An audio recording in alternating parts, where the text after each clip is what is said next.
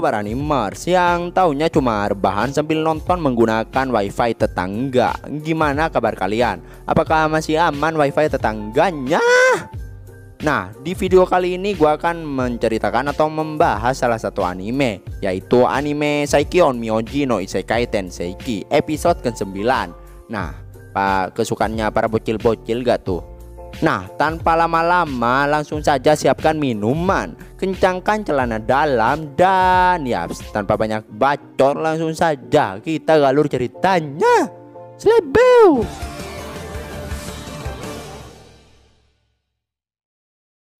Di awal scene kita ditunjukin Lize yang menyuruh Iva untuk menjauhi Seika karena dia tuh adalah monster. Lize juga bilang kalau Iva pasti sudah menyadarinya. Semua roh menolak mendekatinya bukan karena dia tak memiliki energi sihir, seolah-olah mereka menghindari racun iblis. Tapi Iva tetap kukuh dengan pendiriannya kalau Seika itu adalah manusia.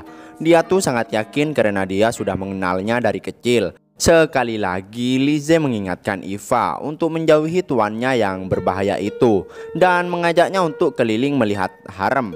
Dan Shinfun pindah ke Seika yang sudah sampai di puncak gunung dengan menunggangi kelabang raksasanya.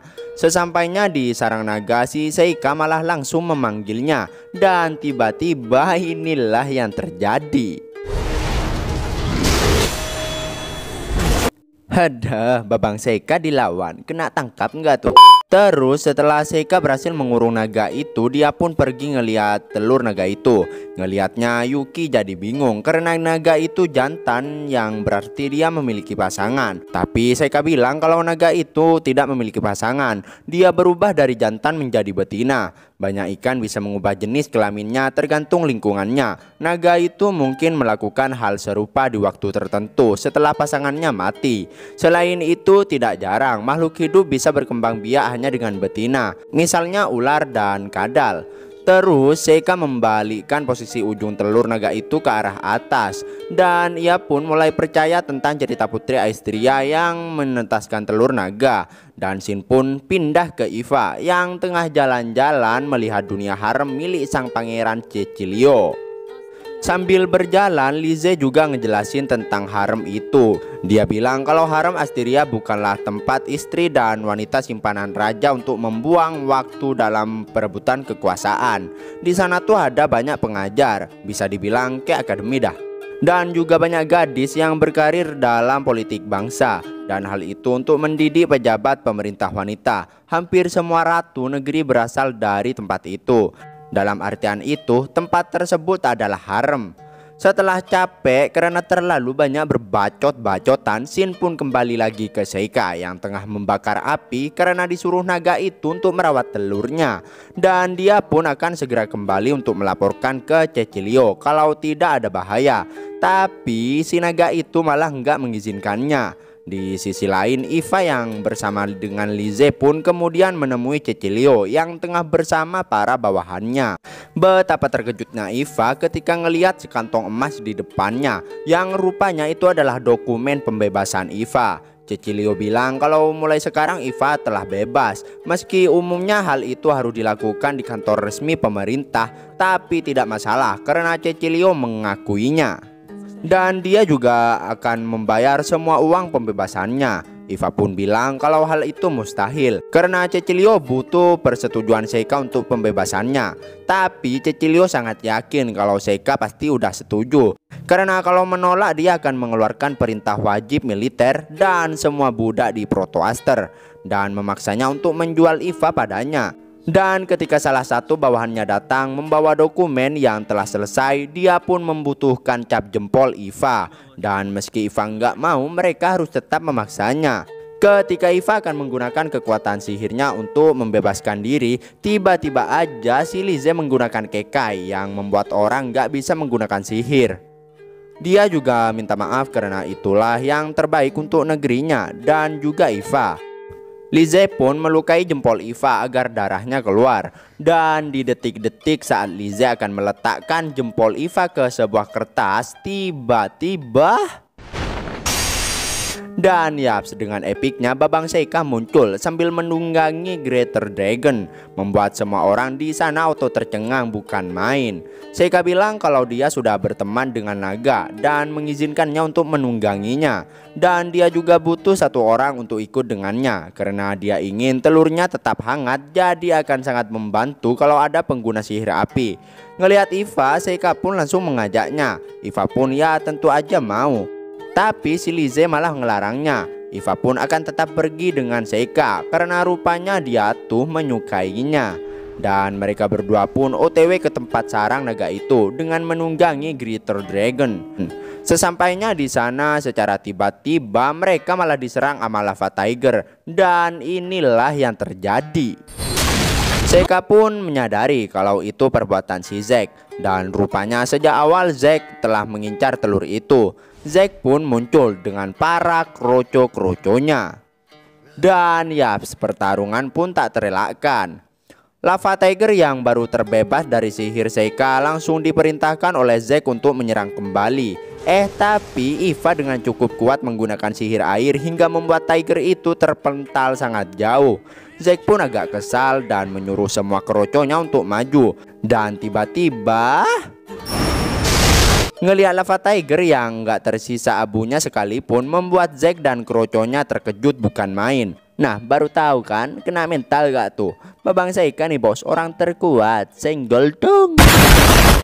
Dan saat si Zack memerintahkan kroconya yang tengah tercengang itu untuk menyerang lagi, tiba-tiba aja sang naga juga membantu Seika. Belum juga apa-apa, para kroco udah pada lari duluan. Tapi Seika nggak membiarkan mereka untuk kabur. Seika menangkap mereka semua dengan jutsu Mokuton Hashirama. Zack yang kesal pun kembali akan menggunakan kitabnya itu. Tapi malah dibakar sama Eva. Dia yang dipuji sama Seika pun malah salting. Dan Shin pun pindah ke kerajaan. Nampak Seika yang tengah melaporkan mereka yang telah membohongi Cecilio. Dan Cecilio pun menyuruh penjaganya untuk memenjarakan mereka semua. Dia pun meminta Seika untuk menjelaskan situasi yang terjadi. Seika pun bilang kalau naga itu bertingkah aneh karena merawat telurnya. Lalu alasan Seika berteman dengannya karena dia membantunya merawat telur. Alhasil dongeng ratu yang menetaskan naga dari telur kini terdengar masuk akal baginya. Bagi naga, manusia adalah orang tuanya. Oleh karena itu mereka melindungi keamanan ibu kota selama berabad-abad. Dan Seika juga meminta Cecilio untuk merawatnya. Karena dengan hal itu penduduk Protoaster dan naga bisa menjadi keluarga sekali lagi. Tapi Cecilio nggak bisa melakukannya dan malah menyuruh Seika untuk membunuh naga itu karena dia bisa menyelinap dan meracuninya. Seika pun bingung dengan apa yang dia bicarakan. Dengan marah-marah Cecilio bilang kalau sebagai pangeran tahta dia harus menunjukkan pencapaiannya. Kalau masalah itu nggak bisa dia selesaikan, Cecilio nggak akan bisa menjadi penerus raja. Dan karena Seika menolak, dia malah menggunakan kekerasan dengan menyuruh penjaganya untuk memenjarakannya. Untungnya saat ini Seika pura-pura mengalah. Tapi saat ngelihat Cecilio yang tengah mendekati Iva, inilah yang terjadi. Mampus, kena omel gak tuh? Seika nggak sudi memberikan Iva pada orang seperti Cecilio. Di tengah keheningan, setelah saking kerasnya suara Seika, Lize pun menyuruh penjaga untuk menurunkan pedangnya dan menyuruh mereka untuk mendengarkan perasaan Iva. Dan Iva pun bilang ke Cecilio kalau dia menolak tawarannya tadi. Iva akan kembali ke akademi bersama Seika karena sekalipun bebas Iva nggak akan masuk haremnya Cecilio. Dan Lize pun bilang ke Cecilio kalau ada kalanya dia untuk menyerah karena Iva sudah menolaknya. Dan dia juga bilang kalau dia ingin bicara berduaan dengan Iva. Rupanya Lize ingin memberikan Iva sedikit roh elemen miliknya, terutama roh cahaya yang sangat langka. Mereka bisa menyembuhkan luka dalam sekejap. Singkat waktu mereka pun OTW kembali ke akademi. Dan di perjalanan mereka berdua pun mulai berbacot-bacotan. Seika bertanya kalau nanti menikah Iva suka pasangan yang seperti apa. Mendengarnya membuat Iva jadi salting dan bilang kalau dia tuh suka orang yang lebih hebat darinya. Dan mungkin orang yang sedikit kesepian tanpa ada pendamping di dekatnya. Dan setelah itu kita pun ditunjukkan suatu scene yang kayaknya itu adalah pertempuran para iblis deh. Dan kita pun mulai dikenalkan nama-nama mereka. Yang pertama yaitu Mudrev, Pirslaria, Loni, dan Gulganis. Nampak seorang manusia yang tengah tersungkur ketakutan karena rupanya perangkap monster yang dia buat dikalahkan semudah itu. Dan iblis yang paling depan bilang kalau menunjukkan jalannya nyawa dia tuh akan selamat. Tapi orang itu nggak mempercayainya karena dia tuh udah membunuh seluruh penduduk desa. Dan tiba-tiba aja muncul monster yang sangat gede bernama Elder Cyclops. Dan inilah yang terjadi. Orang itu dengan mudah mengalahkan Cyclops itu. Dan rupanya dia tuh kapten dari semua iblis itu. Dan mereka pun berencana untuk memakan manusia itu dan dibagi secara merata. Dan nampak kapten si iblis itu yang tengah memikirkan masalah yang terjadi. Tapi itu masih dalam perhitungannya. Yang rupanya dia akan melaksanakan tugas suci, yaitu dia harus mengalahkan sang pahlawan meski harus mengorbankan nyawanya. Dan Shin pun pindah ke Seika yang udah sampai di akademi dan mulai melakukan hidupnya seperti biasa dengan besti-bestinya. Dia nampak tengah merasakan sesuatu, tapi merahasiakannya pada semua temannya. Dan ya, itulah akhir dari anime Saikyo on Myoji no Isekai Tenseiki episode ke-9. Wedeh, kayaknya para iblis sudah mulai melakukan pergerakan untuk membunuh sang pahlawan. Dan Babang Seika kayaknya juga merasakan hal itu. Apakah di episode berikutnya akan terjadi perang dunia sihir kelima? Anjay. Jadi penasaran dengan apa yang akan terjadi di episode berikutnya?